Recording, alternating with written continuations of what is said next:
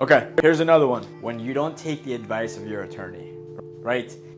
This happens. It doesn't happen as often as maybe it used to, when I was a younger attorney, but it's one of those things now that it happens from time to time, and the reason you're not taking the advice from your attorney is because your tío in Colombia or your abuelita in Mexico or your padrino in Cuba told you not to settle a case or not to do something.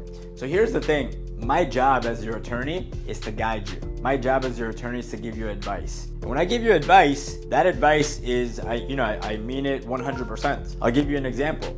I had a client one time where we had strongly advised to get a case settled. And this specific client did not want to get the case settled, even though they had paid well above policy limits in that situation. Unfortunately, what ended up happening is we ended up going, the insurance company got additional experts, and guess what happened? That offer literally went from where it was to an amount that was about 50% less after the fact once they got adjusters. It's one of those things that I always tell my clients, and I do things, I'm a fiduciary essentially, right? I do things in the best interest of my clients, and I don't want them to listen to their tío in Mexico and their abuelita in España and all that. No offense to them, but they're not here in the US and they have no idea the ins and outs of the legal system in the US. So it's one of those things that be careful, be very careful who you're taking advice from in the situation, especially in a legal situation like a car accident or a personal injury situation. So just be careful with that. That's my advice to you, and we'll see you on the next one.